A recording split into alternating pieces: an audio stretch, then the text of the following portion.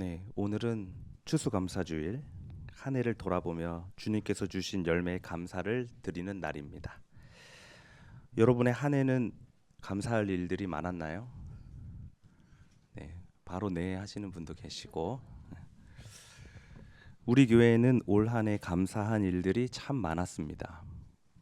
일단 교회 건물에 대한 빚을 다 청산했습니다. 감사할 일이죠.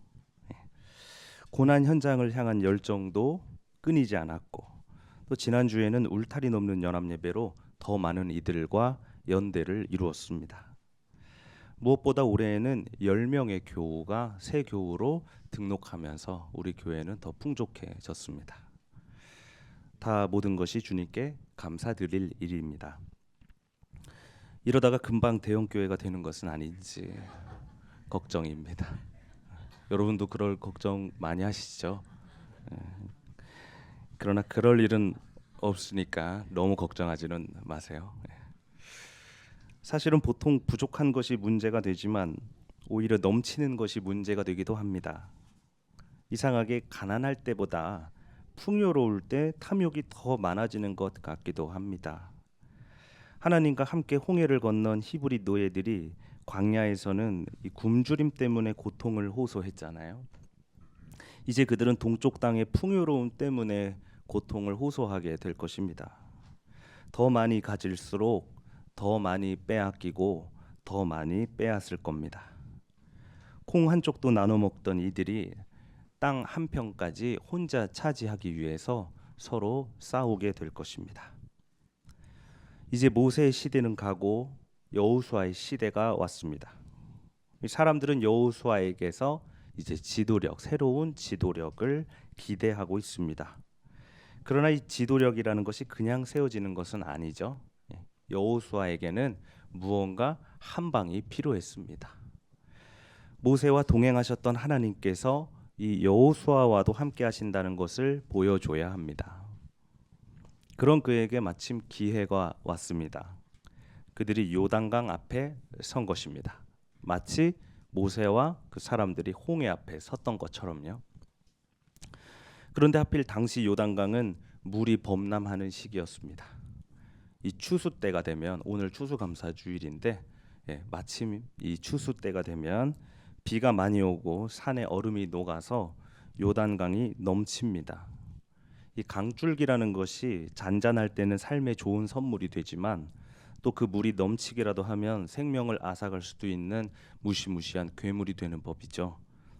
마치 동쪽 땅의 풍요로움이 우리를 집어삼키는 괴물이 될 수도 있다는 것을 암시하듯 요단강은 지금 바다처럼 가득 찼습니다.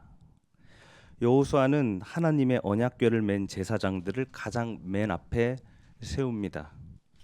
언약궤는 광야에서 그들과 함께 하셨던 하나님을 상징합니다. 언약궤 안에 무엇이 들어있는지 다 아시죠? 언약궤 안에는 십계명 돌판, 또 아론의 지팡이, 그리고 만나를 담은 항아리, 이 광야를 상징하는, 그 광야에서 만났던 하나님을 상징하는 것들이 다 들어 있습니다. 그래서 언약궤를 메고 간다는 것은 하나님과 동행한다는 말입니다. 제사장들의 발이 요단강 물에 닿자 흐르던 물이 멈추고 땅이 말랐습니다. 모세의 사람들이 말라버린 홍해를 경험했다면 여호수아의 사람들은 말라버린 요단강을 경험한 셈입니다. 모든 이들이 마른 땅을 밟고 다 건너갈 때까지 언약궤를 맨 제사장들은 한 강 한가운데에서 튼튼하게 서 있었다고 합니다. 지난번에 동물 다큐멘터리를 봤는데 코끼리들이 강을 건너는 장면을 봤습니다. 용감한 대장 코끼리가 가장 먼저 물에 들어가서 수심을 확인하고 한가운데 딱 쓰더라고요. 나머지 코끼리들은 그 사이로 열심히 강을 건넜습니다. 아기 코끼리를 비롯한 모든 코끼리들이 건너는 것을 확인한 뒤에 대장 코끼리가 마지막으로 건넜습니다. 멋있죠? 하나님의 언약궤가 그랬습니다. 가장 먼저 들어갔고 가장 나중에 나왔습니다. 하나님과 동행한다는 것은 이렇게나 든든한 것입니다. 무서운 골짜기를 지나는데 옆에 언약궤를 맨 제사장들이 튼튼하게 버텨주고 서 있다고 한번 생각해 보세요. 얼마나 든든하고 멋진 지도력이라고 생각할까요? 지금 여호수아의 시작이 좋습니다. 그러나 나중에 그 언약궤를 성전에 정착시킨 제사장 그룹, 율법 학자들과 바리새파 사람들은 어땠습니까? 그들은 지기 힘든 무거운 짐을 남의 어깨에 지우지만 자기들은 그 짐을 나르는 데에 손가락 하나 까딱하려고 하지 않는다고 오늘 예수께서 말씀하셨습니다. 모든 이들이 율법을 다 지킨다는 것은 얼마나 무거운 일인지 모릅니다. 불로소득 부자들, 즉 일하지 않아도 풍요롭게 살 수 있는 사람들은 여유롭고 넉넉하게 율법을 다 지키면서 거룩한 생활을 할 수 있습니다. 헌금을 이만큼 내라고 하면 언제든 낼 수도 있고 가게 문을 닫으라고 하면 언제든 닫을 수도 있습니다. 그러나 가난한 사람들은 그렇지 않습니다. 정해진 헌금을 다 낼 수 있는 형편이 되지 않았고 가게 문을 닫으면 몇 날을 굶어야 할지도 모릅니다. 이제 요단강 한가운데에서 튼튼하게 버텨주는 제사장은 없습니다. 그 무거운 언약궤를 오히려 가난한 이들의 어깨에 지우고 자기들은 그 언약궤에 손가락 하나도 까딱하지 않으면서 모든 영광은 다 가져가는 제사장들 뿐입니다. 그들은 경문곽을 크게 만들어서 차고 다니고 옷수를 길게 늘어뜨립니다. 이 경문곽은 말씀을 담은 상자의 트필린이라고도 하는데 유대인들은 그것을 머리에도 차고 팔에도 차면서 항상 내가 하나님의 말씀과 함께 한다는 것을 보여주었습니다. 하나님의 말씀과 항상 동행한다고 하면서 온갖 책임은 가난한 사람들에게 다 지우고 모든 영광은 자기가 다 차지하는 그런 종교 지도자들을 향해 예수께서는 오늘 분노의 말씀을 선포하신 것입니다. 오늘날 한국 교회들도 다르지는 않습니다. 하나님의 말씀을 갖고 있다고 하지만 우리 이 교회들이 다 하나님의 말씀을 품고 있다고 말하지만 요단강에 들어가는 교회는 적습니다. 물론 하나님의 말씀 또는 교회의 가르침 혹은 이 교회의 약속을 지키면서 살아가는 것은 매우 중요합니다. 추수감사 주일에는 추수감사 헌금을 준비해야 하고 또 한 달에 한 번 소득의 일부를 떼서 11조를 내야 합니다. 주일 예배에 출석해야 하고 선교 현장에도 동참해야 합니다. 타인을 존중해야 하고 그것을 넘어 타인을 사랑하기까지 해야 합니다. 그래서 늘 친절하고 유순하게 서로를 대해야 합니다. 가정과 직장 안에서는 언제나 정의로워야 하고 언제나 누구한테나 진실해야 합니다. 할 일이 참 많죠. 하나님의 언약궤는 분명 무거운 것만큼은 분명합니다. 저도 새교우 교육 프로그램에서 이런 것들을 교육합니다. 우리 새민족 교회는 저절로 만들어진 것이 아니라 많은 교우의 헌신으로 세워진 교회입니다. 이들이 결코 가벼운 생각만으로 매주 모이고 봉헌하는 것이 아닙니다. 그런데 이들은 그 무거운 짐을 지고 있으면서도 늘 서로를 향한 눈물과 미소를 잃지 않습니다. 왜냐하면 주님의 이 멍에를, 주님의 짐을 함께 지기 때문입니다.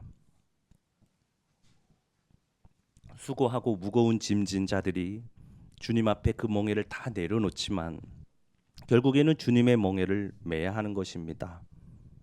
그러나 걱정하지 않아도 될 것은 주님의 멍에는 가볍습니다. 왜요? 그것을 우리가 함께 지기 때문입니다. 바울의 가르침을 한마디로 하자면 율법의 짐을 벗고 이 믿음의 짐을 매자는 것일 겁니다. 그러나 믿음의 짐도 만만치 않은 일입니다. 율법의 짐은 유대교 전통에 묵묵히 순종하면 되는 일이지만 믿음의 짐을 매는 일은 그 사회에서 목숨을 걸어야 하는 일입니다. 하나님께 합당하게 살아가는 것은 얼마나 위험한 일입니까? 풍요로움으로 유혹하는 자본주의 괴물과도 맞서야 하고 무시무시한 힘을 자랑하는 권력과도 맞서야 합니다. 이 무거운 짐을 그래도 잘 받아들인 이 데살로니가 교회 교우들에게 오늘 바울은 감사의 말을 전합니다. 우리가 하나님께 끊임없이 감사하는 것은 여러분이 우리에게서 하나님의 말씀을 받을 때에 사람의 말로 받지 아니하고 실제 그대로 하나님의 말씀으로 받아들였기 때문입니다. 이 하나님의 말씀은 여러분 가운데서 살아 움직이고 있습니다. 저도 추수감사 주일을 맞아서 하나님과 여러분께 감사하는 것은 여러분께서 이 강단에서 울리는 말씀을 저 황푸아의 말로 받지 않으시고 하나님의 말씀으로 받아주셨다는 것입니다.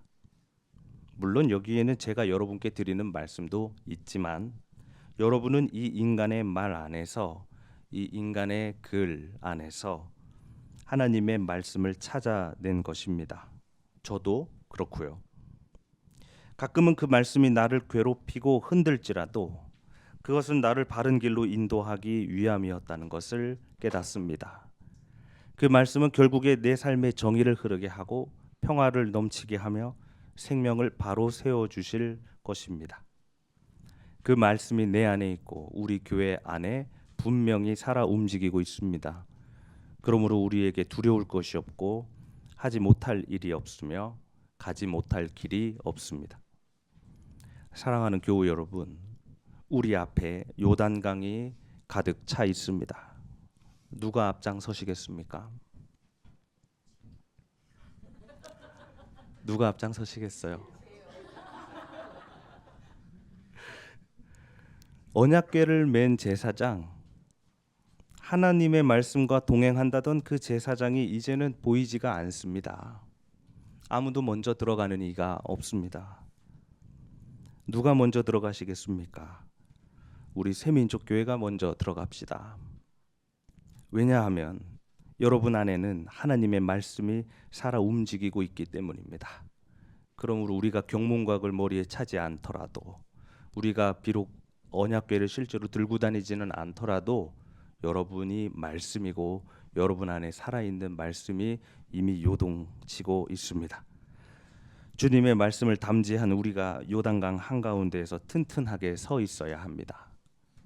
많은 이들이 범람하는 풍요로움에 취하지 않고 안전하게 이 강을 다 건너갈 수 있도록 우리 교회가 이 시대에 버텨주어야 합니다. 그러나 너무 걱정하고 너무 부담스럽게 생각하지는 마십시오. 모든 교우의 손이 언약궤를 다 바치고 있습니다. 주님의 말씀이 요단강 안에 있는 우리와 영원토록 동행하시기를 바랍니다. 오늘 주신 말씀을 다 함께 묵상합시다.